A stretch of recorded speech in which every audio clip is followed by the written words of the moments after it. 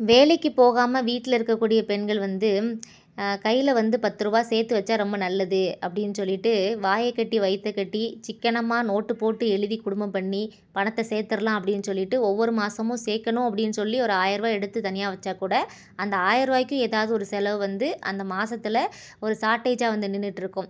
எப்படினாலும் பிளான் பண்ணாலும் இந்த சேமிக்கிற பழக்கத்த மட்டும் கொண்டு வரவே முடியல அப்படின்னு சொல்லி, ஒவ்வொரு வாட்டியும் சேமிக்கணும் அப்படின்னு சொல்லி எண்ணம் மட்டும் தான் இருக்கு. பணத்த கொண்டு வர முடியல அப்படின்னு சொல்லி யோசிக்கிற ஒவ்வொரு இல்லத்தரசிகளுக்குமான வீடியோ தான் இது. இப்போ உள்ள காலத்துல நம்ம சந்தோஷமா வாழ்றதுக்கு காசு, பணம் முக்கியமா அப்படின்னு கேட்டா, அதெல்லாம் சொல்லத் தெரியாது. ஆனா, நம்ம கஷ்டப்படாம இருக்கணும். ஒரு எமர்ஜென்சிக்கு நமக்கு பணம் தேவை. ரூ. 4 இருந்தா கூட நம்ம சொந்த பந்தத்துக்கிட்ட போய் கையேந்தி நிக்காம இருக்கணும் அப்படின்னு சொன்னா, நம்மக்கிட்ட ஒரு முன்னெச்சரிக்கையான ஒரு சேமிப்பு இருக்கணும் அப்படின்னு சொல்லி தான் நெனைக்கிறேன். அதுக்காக ரூ. 10 நம்ம கையில இருக்கணும். 4 பேர் முன்னாடி கௌரவமா வாழணும். அதுக்காக நம்ம வந்து ரூ. 10 சேமிச்சு வைக்கணும் அப்படின்னு நெனைக்கிற ஒவ்வொரு இல்லத்தரசிகளுக்கும் இந்த வீடியோ வந்து பொருந்துங்க. ஆனா, சேமிக்கணும் அப்படின்னு நெனைக்கிறவங்க மட்டும் இந்த வீடியோ கன்டின்யூ பண்ணி பாருங்க. நீங்க சொல்ற டிப்ஸ நான் ஏன் பார்க்கணும் அப்படின்னு சொல்லி யோசிக்காதீங்க. YouTubeல 1008 வீடியோ வருது. ஒருத்தவங்க வந்து கிச்சன வந்து நல்லா கிளீன் பண்றாங்க. வீட்ட ரொம்ப அழகா வந்து மெயின்டெயின் பண்றாங்க. வீட்டுக்கு தேவையான 4 பொருட்கள வாங்கி வைக்கிறாங்க அப்படின்னு சொல்லி வீடியோ போடுறாங்க அப்படின்னு சொன்னா, அந்த வீடியோல நம்ம உட்கார்ந்து பார்ப்போம். ஏன் அந்த வீடியோ நம்ம பார்க்கணும்? அவங்க வீட தானே அவங்க கிளீன் பண்றாங்க. அவங்க வீட்டுக்கு தேவையான பொருள தானே அவங்க வாங்கி வைக்கிறாங்க. அதெல்லாம் நம்ம ஏன் பார்க்குறோம்? அப்போ ஒருத்தவங்க வீடியோ நம்ம போடுறாங்கன்னா, அத நம்ம பார்த்தோம் அப்படின்னு சொன்னா, அந்த மாதிரி விஷயங்கள நம்ம வீட்லயும் செஞ்சா நல்லாயிருக்கும். அவங்க அந்த மாரி வீட்ல டெக்கரேஷன் பண்ணியிருக்காங்க. அதெல்லாம் நம்ம வந்து பார்த்து கத்துக்கிடுறது தான். அதே மாதிரி என்னோட சேமிப்பு பழக்கங்கள் நான் உங்க கூட ஷேர் பண்ண போறோம். வெறும் 12 பாயிண்ட் தான். இத 12யும் நீங்க தெரிஞ்சுக்கிட்டீங்க அப்படின்னு சொன்னா, நீங்க சேமிக்க வைக்கிற பழக்கம் வந்து உங்களுக்கு வரும். நான் என்னென்ன மெத்தட ஃபாலோ பண்றேன்னு சொல்லி தான் உங்க கூட ஷேர் பண்ண போறேன். வாங்க வீடியோக்குள்ள போலாம். ஃபர்ஸ்ட்டு நம்ம சேமிக்கணும் அப்படின்னு சொன்னா, எதுக்காக பணத்த சேர்க்கிறோம்? என்ன காரணத்துக்காக இந்த பணத்த சேமிக்கணும் அப்படின்னு சொல்லி ஒரு டார்கெட்ட நம்ம வந்து ஃபிக்ஸ் பண்ணணும்.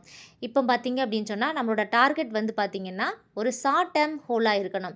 இப்போ நம்ம பிள்ளைங்களுக்கு ஃப்யூச்சருக்கான படிப்புக்கு நம்ம பணத்த சேமிக்கிறோம். கல்யாணத்துக்காக பணம் சேமிக்கணும். நகை வாங்கணும், வீடு வாங்கணும், நிலம் வாங்கணும் அப்படின்னு சொல்லி பெரிய பெரிய கமிட்மெண்ட்லாம் இருக்குது. ஆனா, நானும் வேலைக்கு போகாத ஒரு இல்லத்தரசி. என் ஹஸ்பண்ட் எனக்கு மளிகை பொருள் வாங்குறதுக்கு ஒரு 20,000 குடுக்குறாரு. அதில நான் கொஞ்சம் பணம் சேமிச்சு வைக்கணும் அப்படின்னு சொன்னா, ஒரு ஷார்ட் டெர்ம் கோல வந்து ஃபிக்ஸ் பண்ணிக்கலாம். பெரிய பெரிய கமிட்மெண்ட்டுக்கு வந்து நம்ம பெரிய பெரிய பாலிசி எல்லாமே இருக்குது. அதெல்லாம் நான் வீடியோல அப்லோட் பண்ணியிருக்கேன். ப்ரீவியஸ் வீடியோல செக் பண்ணி பாருங்க. இப்போதைக்கு நான் ஒரு ஷார்ட் டெர்ம் கோல வந்து ஃபிக்ஸ் பண்ணிக்கணும். இப்போ ஒரு 6 மாசத்துல தீபாவளி வரப்போகுது அப்படின்னு சொன்னா, தீபாவளிக்கு எனக்கு குறைஞ்சது 15,000 செலவாகும். 4 பேருக்கு துணி எடுக்கணும், பட்டாசு வாங்கணும், பலகாரம் செய்றதுக்கு பொருட்கள் வாங்கணும், அன்னைக்குன்னு சுற்றுலா போணும், கோயிலுக்கு போணும் அப்படின்னு சொல்லி எக்கச்சக்க செலவு இருக்கு. மாச சம்பளம் என்னவோ ஒரே இன்கம் தான். அப்போ அந்த 15,000த்த நான் எப்படி வந்து சமாளிச்சு கொண்டு வருவேன்? அப்போ நான் இன்னைக்கே வந்து சேமிக்க ஆரம்பிக்கிறேன். அப்போ என்னோட ஷார்ட் டெர்ம் கோல் வந்து நான் தீபாவளிக்காக பணம் சேமிக்க போறேன். இப்படி தான் ஒவ்வொரு காரணத்தையும் நம்ம வந்து ஃபிக்ஸ் பண்ணணும். இப்போ வீடியோ பார்க்குற நீங்க சேமிக்க போறீங்க அப்படின்னு சொன்னா, எதுக்காக சேமிக்க போறீங்க? என்ன காரணம் அப்படின்னு சொல்லி கமெண்ட் பண்ணுங்க. அடுத்து நம்ம சேமிக்கணும்னு முடிவு பண்ணியாச்சு. எதுக்காக சேமிக்கிறோம்னு முடிவு பண்ணியாச்சு. ஆனா எத்தனை நாள்ல சேர்க்கணும் அப்படின்னு சொல்லி முடிவு பண்ணணும். ஏதாவது சேமிக்கிறதுக்கு ஒரு டெட்லைன் வந்து ஃபிக்ஸ் பண்ணணும். இப்போ எனக்கு டைம் இருக்கு. இன்னும் 6 மாசம். 6 மாசங்கிறது என்னோட டெட்லைன். அதாவது தீபாவளி. ஆனா நீங்க வந்து 6 மாசம் சேமிக்கணுமா? இல்ல 1 வருஷத்துக்குள்ள சேமிக்க போறீங்களா? இல்ல 2 வருஷத்துக்குள்ள நீங்க நெனச்ச பொருள வாங்குறதுக்காக சேமிக்க போறீங்களா?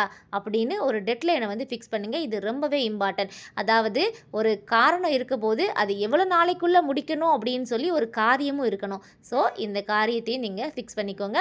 இப்போ கமெண்ட்ல சொல்லுங்க. நீங்க எத்தன நாளுக்குள்ள, இல்ல எவ்வளோ மாசத்துல, இல்ல எவ்வளோ வருஷத்துக்கான சேமிப்பு பழக்கத்த உருவாக்க போறீங்கன்னு. அடுத்து 1 வருஷத்துக்குள்ள நான் 1,00,000 சேமிக்க போறேன் அப்படின்னு சொன்னா, 1 வருஷத்துல 365 நாள் இருக்கு. அப்போ ஒரு நாளைக்கு நான் ரூ.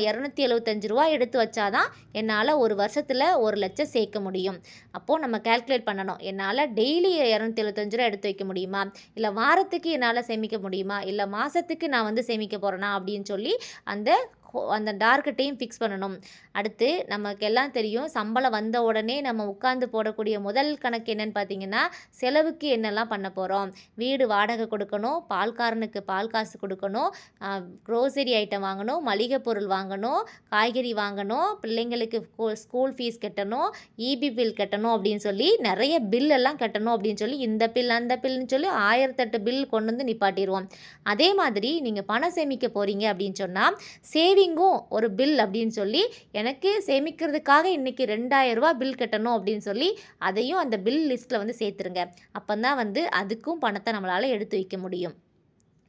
அப்புறம் சேமிக்க போகிறீங்க அப்படின்னு முடிவு பண்ணிட்டீங்கன்னா, அந்த சேவிங்கோட ப்ராசஸ் வந்து ஒரு கன்சிஸ்டன்சியா இருக்கணும். கன்சிஸ்டன்சி இல்லாமல் போயிடுச்சு அப்படின்னு சொன்னா, நம்மளால பணம் சேமிக்கவே முடியாது. நான் வந்து வாரம் வாரம் ரூ. 500 சேர்த்துட்ருக்கேன் அப்படின்னு சொன்னா, இந்த வாரம் என்னால ரூ. 500 எடுத்து வைக்க முடியல. நான் அடுத்த வாரம் ரூ. 1000 எடுத்து வச்சுருவேன் அப்படின்னு சொல்லி, ஒவ்வொரு வாரமும் நம்ம வந்து சாக்கு போக்கு சொல்லவே கூடாது. நான் ரூ. 500 எடுத்து வைப்பேன்னு சொன்னா, கட்டாயமா அது ரூ. 500 எடுத்து வச்சே ஆகணும். அந்த கன்சிஸ்டன்சிய மெயின்டெயின் பண்ணியே ஆகணும். அத வந்து ஸ்ட்ரிக்ட்லியா நீங்க ஃபாலோ பண்ணீங்கன்னு சொன்னா, பணத்த ஈஸியா வந்து சேமிச்சிரலாம். கம்மியான சேலரி தான் இருக்கு அப்படின்னு சொன்னா, நம்ம மாசத்துக்கு ஒரு ரூ. 500லேருந்து ரூ. 1000 வரைக்கும் நம்ம சேமிக்க பழகலாம். வாரம் சம்பளம் எனக்கு கிடைக்கும் அப்படின்னு சொன்னா, வார சேமிப்பையும் நம்ம வந்து பழக்கி வச்சுக்கிடலாம். இப்போ சேமிக்கிற அமௌண்ட்ட வந்து நம்ம பணமா வந்து கையில வச்சுக்கவே வச்சுக்காதீங்க. ஏன்னா, நம்ம கையில பணம் இருக்கு அப்படின்னு சொன்னா, அந்த பணத்துக்குன்னு ஒரு செலவு வந்துரும். அந்த பணத்த எடுத்து செலவு பண்ணாம நம்மளால இருக்க முடியாது. ரூ. 5000 நான் சேமிச்சு வச்சிருக்கேன் இந்த மாசத்துல அப்படின்னு சொன்னா, எனக்கு ரூ. 1000 ஒரு பொருள் வாங்க வேண்டியிருக்கு. சரி இந்த ரூ. 5000லேருந்து எடுத்து நம்ம வாங்கிட்டு, அடுத்த மாசமா நம்ம கூட ஒரு 6000 சேர்த்துட்டோம் அப்படின்னு சொன்னா, கணக்கு சரியா வந்துரும் அப்படின்னு சொல்லிட்டு, கொஞ்சம் கொஞ்சமா பணத்த எடுக்க ஆரம்பிப்போம். கையில கேஷா இருந்துச்சுன்னா இந்த பிரச்சனை வரும். நீங்க கேஷா வந்து பணத்த வச்சுக்காதீங்க. தனியா ஒரு அக்கவுண்ட்ல போட்டு கூகுள் பேயோ இல்ல ஜிபேயோ இல்லாத ஒரு அக்கவுண்ட்ட போட்டு மெயின்டெயின் பண்ணுங்க. அப்பந்தான் பணத்த எடுக்கவும் முடியாது, சேமிக்கவும் முடியும். அடுத்து மாசத்துல நமக்கு வந்து பணம் இவ்வளோ தான் வரும்னு சொல்லி ஒரு அமௌண்ட் இருக்கு. ஏன்னா ஹஸ்பண்ட் மட்டும் தான் ஒர்க் பண்றாங்க. ஒரே ஒரு இன்கம். இதுக்கு இடையில குழந்தைங்க பர்த்டே இல்ல ஏதாவது கிஃப்ட் வருது, இல்ல வந்து போனஸ் வருது, இல்ல 1 இயர்க்கு ஒருக்க அலோன்ஸ் வந்து கூட்டுறாங்க அப்படின்னு சொன்னா, அந்த கணக்குக்கு வந்து நம்ம வந்து அத வரக்கூடிய பணத்த சேமிப்புல தான் போடணும். செலவழிக்க கூடாது. குழந்தைங்களுக்கு பர்த்டேக்கு வந்து ஏதாவது பணமா குடுக்குறாங்க, சொந்தக்காரங்க, தாத்தா, பாட்டிலாம் குடுக்குறாங்கன்னா, அத சேமிக்க பழகுங்க. அப்புறம் ஒரு வருஷத்துக்கு ஒருக்க 2000, 3000 வந்து அலோன்ஸ் கூட்டுறாங்க அப்படின்னு சொன்னா, அந்த காசை சேமிக்க பழகுங்க.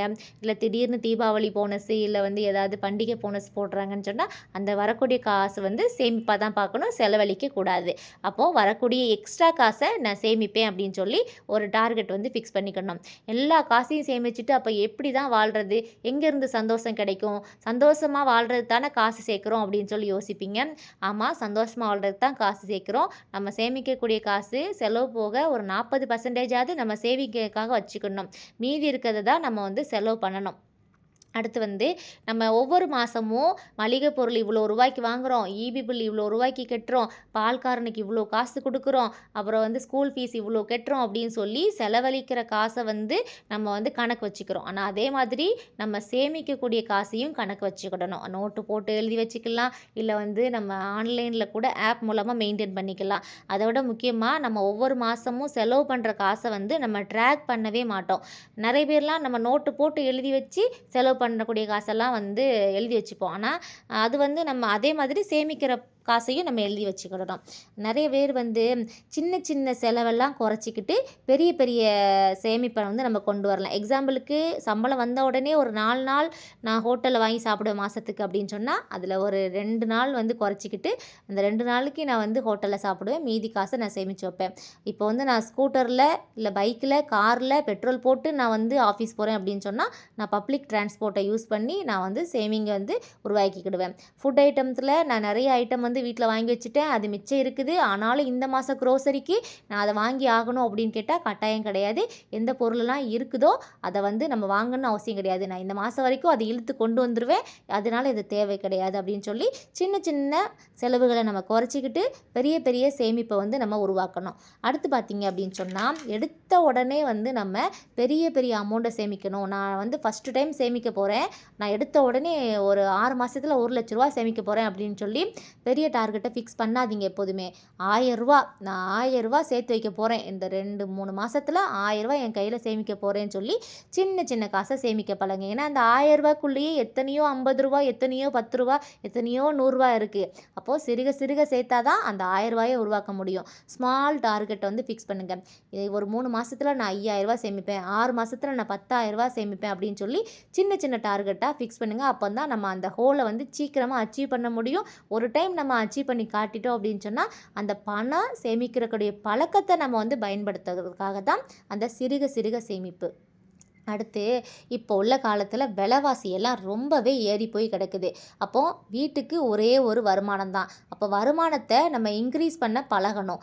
நம்ம வீட்டில் இருக்கிறோம், குழந்தைங்க ஸ்கூல் போயிட்டாங்க. அப்போ ஏதாவது பார்ட் டைம் ஜாப் வந்து வீட்டில இருந்தே பண்ண மாதிரி பார்க்கணும். இல்லை அப்படின்னு சொன்னால் நம்ம பெண்களாக இருந்து நமக்கு நல்லா சமைக்க தெரியும் அப்படின்னு சொன்னால் அந்த சமையல் மூலமாகவே நம்மளோட பிஸ்னஸை வந்து ஸ்டார்ட் பண்ணணும். நான் வந்து சொல்லியிருக்கேன், பெண்கள் வீட்டில் இருந்தே எந்த மாதிரி எல்லாம் வேலை வாய்ப்பெல்லாம் உருவாக்கிடலாம், வீட்டை விட்டு வெளியே போகாமலே நம்மளாலையும் சம்பாதிக்க முடியும் அப்படின்னு சொல்லி பிஸ்னஸ் ஐடியான்னு சொல்லி வீடியோஸ் அப்லோட் பண்ணியிருக்கேன். பாருங்கள், கண்டிப்பாக யூஸ்ஃபுல்லாக இருக்கும். என்னோட எக்ஸ்பீரியன்ஸும் நான் அதில் ஷேர் பண்ணியிருக்கிறேன். ஸோ அது வரை நம்ம வரக்கூடிய இன்கம்மை வந்து அதிகரித்தோம் அப்படின்னு சொன்னால் இப்போ உள்ள காலகட்டத்துக்கு நம்மளால் பணம் சேமிக்கிறது ரொம்ப ஈஸியாக இருக்கும். நிறைய பேர் யோசிப்பீங்க, மாத சம்பளம் வருது, வரக்கூடிய காசு செலவாகி போகுது, வருது போகுது அப்படின்னு சொல்லிட்டு தான் இருக்குது, எங்கிட்ட இதில் சேமிக்கிறது அப்படின்னு சொல்லி தான் எங்களுக்கு பிரச்சனையே அப்படின்னு சொல்லி யோசிச்சிங்கன்னா, ஒரு விஷயம் நல்லா நோட் பண்ணிக்கோங்க. நம்ம என்ன சிந்திக்கிறோமோ, நம்மளால் முடியும், என்னால் சேமிக்க முடியும், என்னால் செய்ய முடியும் அப்படின்னு சொல்லி யோசித்தோம் அப்படின்னு சொன்னால் கண்டிப்பாக நம்மளால் முடியும். பிரபஞ்சம் வந்து நம்மளை பார்த்துட்ருக்கு. நம்ம என்ன சிந்திக்கிறோமோ, நம்ம எண்ணத்தில் என்ன ஓட்டம் ஓடுறதோ அதுதான் நமக்கு வந்து சேரும் அப்படிங்கிறது நான் ரீசெண்டாக ஒரு புக் படித்தேன். அதுலேருந்து நான் தெரிஞ்சுக்கிட்டேன். கண்டிப்பாக வந்து உங்களாலேயும் முடியும் அப்படின்னு சொல்லி பாசிட்டிவான ஃபீல் வந்து வச்சுக்கிடுங்க. முடியாது, நடக்காது அப்படின்னு சொல்லி நெகட்டிவ் ஃபீல் வந்து வச்சுக்கிடாதீங்க.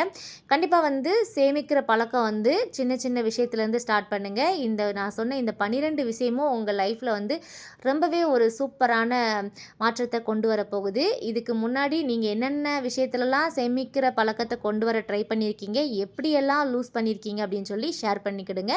அப்புறம் இனிமேல் யாரெல்லாம் இந்த சேமிப்பு பழக்கத்தை வந்து ஸ்டார்ட் பண்ண போகிறீங்க அப்படின்னு சொல்லி சொல்லுங்கள், நானும் தெரிஞ்சுக்கிறேன். இது போக நீங்கள் வேறு என்னென்ன மெத்தடெல்லாம் வந்து சேமிச்சிட்டு இருக்கீங்க அப்படின்னு சொல்லுங்கள். நான் பார்த்தீங்கன்னா என்னோட லைஃப்பில் வந்து சின்ன சின்ன சேமிப்பு, நம்மக்கிட்ட வந்து இப்போதைக்கு ரொம்ப பெரிய அமௌண்ட்லாம் இருக்காதா, மாதத்துக்கு 1000 ரூபாய் என்னால் சேமிக்க முடியும் அப்படின்னு சொல்லிட்டு நான் வந்து என்னோடய ஃப்ரெண்ட்ஸ் சர்க்கிளில் வந்து சின்னதாக ஒரு சீட்டு போட்டிருக்கிறோம். ஃப்ரெண்ட்ஸ் எல்லாம் சேர்ந்து ஒரு 10 பேர் 15 பேர் சேர்ந்து சீட்டு போட்டிருக்கோம். அது வந்து என்னோட சின்ன சின்ன சிறு சேமிப்பில் வரும். அது போக நான் வந்து உண்டியல் மெத்தட்லேயும் நான் வந்து ட்ரை பண்ணியிருக்கிறேன். உண்டியலில் வந்து நான் வந்து கண்டிப்பாக வந்து எனக்கு வாரம் வாரம் 500 ரூபா வந்து நான் சேவ் பண்ணிடணும் அப்படின்னு சொல்லிட்டு, அது போக வந்து என்னோட இன்கம் வந்து நான் எப்படி கொண்டு வந்திருக்கேன்னு பார்த்தீங்கன்னா, நான் வந்து டியூஷன் எடுக்கிறேன் பசங்களுக்கு. இது வந்து நான் எல்லா வீடியோலையுமே மென்ஷன் பண்ணியிருப்பேன்.